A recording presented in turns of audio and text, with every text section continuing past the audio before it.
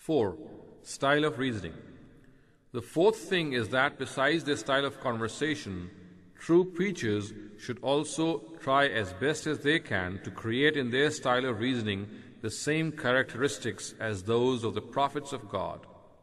The Almighty has revealed the Quran as a masterpiece of literature, imbuing it with these characteristics.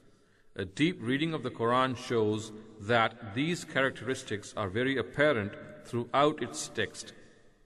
Following are these characteristics.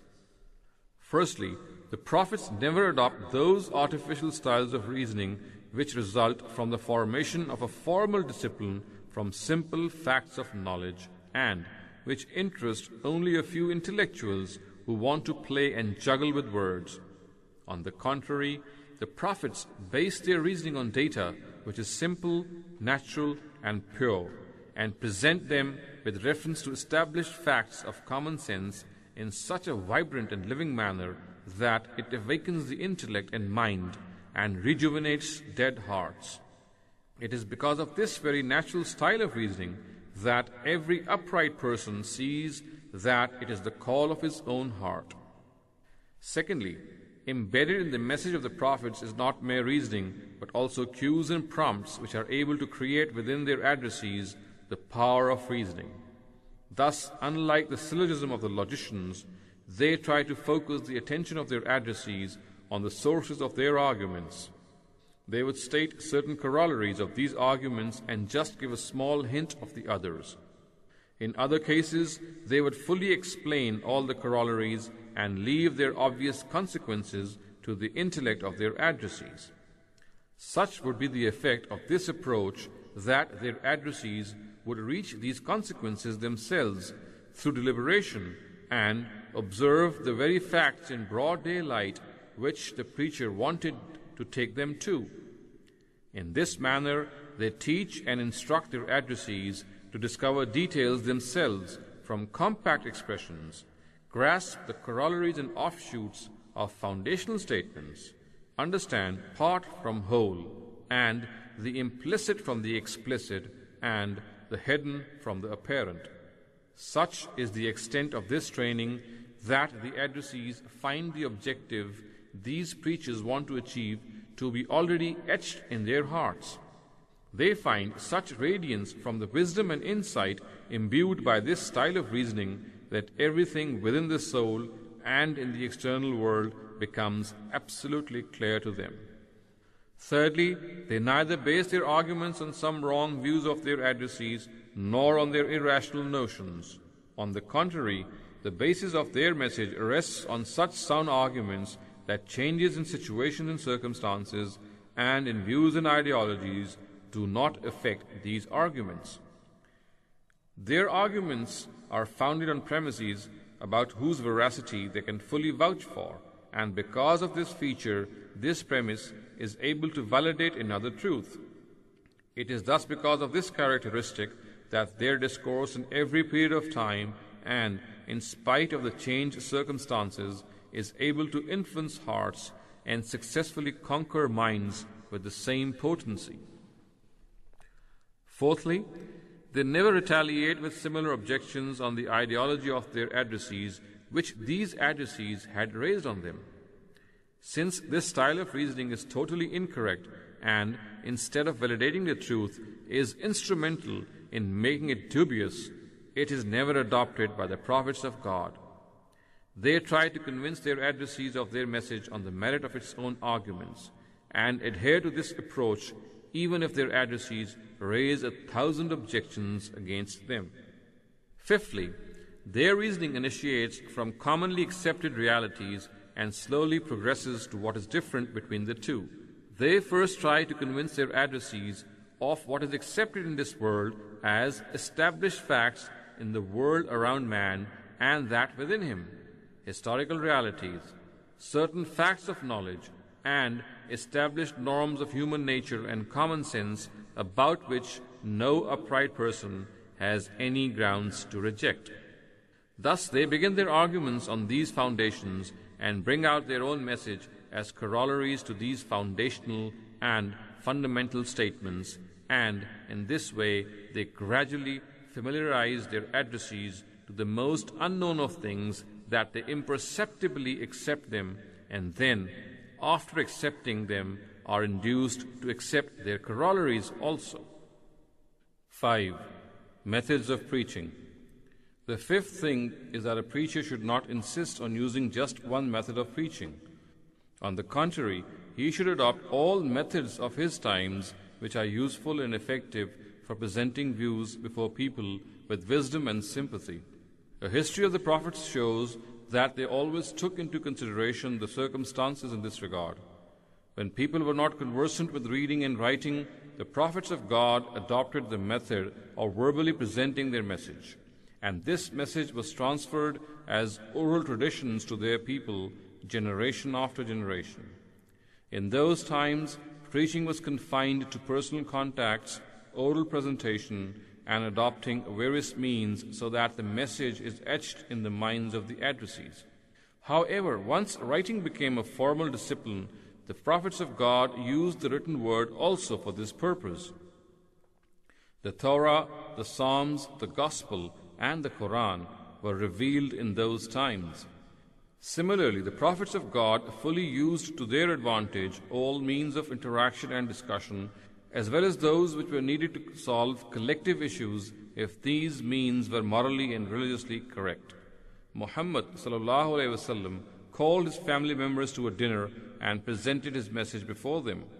He also presented his message from the hillock of Safa as per the tradition of his people. He went himself to meet the chiefs of Mecca and Taif. In the time of Hajj, he presented his message to the chiefs of various tribes.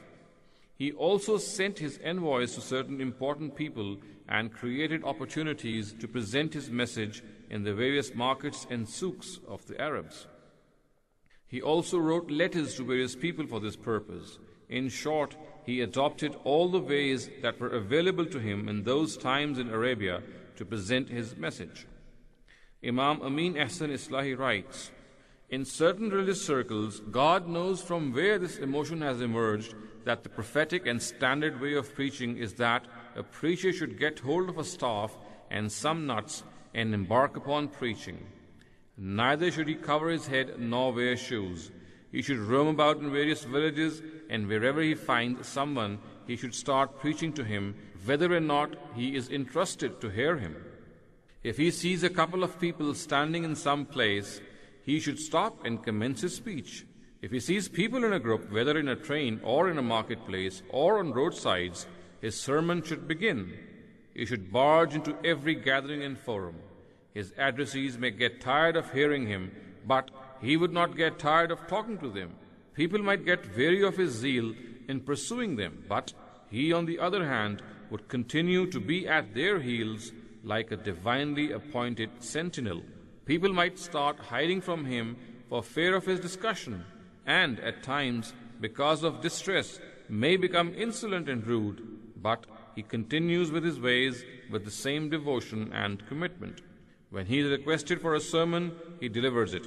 When he is asked to read the Milad, he readily obliges, and when he is faced with people of adverse views, he plunges into debate with them. This, then, is the true picture of a preacher and his preaching as imagined by most religious people. It is possible that these people would not outright reject the fact that the developed and scientific means of education and preaching currently available have some advantages. However, the real way of preaching which would earn the blessings of God is the one we have referred to above, and which, according to them, was adopted by the prophets of God. In my opinion, regarding this way of preaching to be that of the prophets is partly owing to a scarce understanding of the way they actually preached, and partly because of the desire of the religious people that the way they have adopted themselves, apart from which they have no ability actually to adopt any other, should be regarded as sacred. As far as I have studied the methodology of preaching of the prophets, I have come to the conclusion that the ways which they have adopted in their preaching were the most developed ones of their times, and with the change of circumstances and evolution in civilization and society, these ways also changed, which is a proof of the fact that insisting on a particular way of preaching is not correct.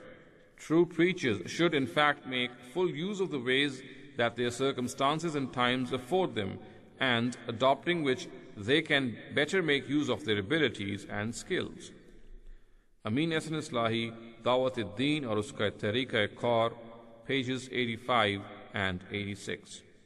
In this regard, certain things should be kept in consideration. Firstly, immoral and unethical methods should not be adopted whatsoever in preaching. If this immorality exists in some method or means, then these methods should only be restored to once the immorality is cleansed from it. Consequently, when the Prophet Muhammad ﷺ called upon his people from the top of the Safa hillock, he did adopt the very way of Nazir-e-Urya or naked warner that was in currency, yet he never took off his clothes the way warners in those times did. Secondly, methods which damage the honor of preaching or that of the preacher should also not be adopted. When at one instance such a situation arose in the preaching endeavor of the Prophet Muhammad ﷺ, the Almighty said, أَمَّا مَنِ اسْتَغْنَى فَأَنْتَ لَهُ تَصَدَّى وَمَا عَلَيْكَ أَلَّا يَزَّكَّى وَأَمَّا مَنْ جَاءَكَ يَسْعَى وَهُوَ يَخْشَى فَأَنْتَ عَنْهُ تَلَهَّى كَلَّا إِنَّهَا تَذْكِرَةٌ فَمَنْ شَاءَ ذَكَرَ فِي صُحُفٍ مُكَرَّمَةٍ مَرْفُوعَةٍ مُطَهَّرَةٍ بِأَيْدِي سَفَرَةٍ كِرَامٍ بَرَرَةٍ. He who shows indifference, you go after him, even though you are not responsible if he is not reformed.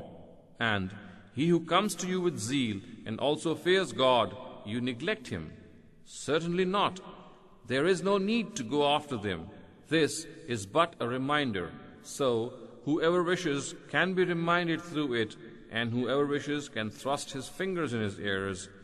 It is set down in honored pages, exalted and untouched, in the custody of scribes, honorable and faithful. Surah number 80, verses 5 to 16. Thirdly, those methods of preaching should not be adopted which damage the objective of preaching and, instead of being conducive for people, make them even more averse to it. One prominent example of this is the polemical speeches and debates which are arranged by our religious circles in the same way as duels are arranged between wrestlers, even though the Quran has directed us in the following words about this issue. وَلَا تُجَادِلُوا أَهْلَ الْكِتَابِ إِلَّا بِالَّتِي هِيَ أَحْسَنُ إِلَّا الَّذِينَ ظَلَمُوا مِنْهُمْ وَقُولُوا آمَنَّا بِالَّذِي أُنزِلَ إِلَيْنَا وَأُنزِلَ إِلَيْكُمْ وَإِلَٰهُنَا وَإِلَٰهُكُمْ وَاحِدٌ وَنَحْنُ لَهُ مُسْلِمُونَ. And do not argue with the people of the book, but in a befitting manner, except with those among them who do evil, and say, we profess belief in that which has been revealed to us and which was revealed to you, and our God and your God is one, and to him we submit. Surah number 29, verse 46.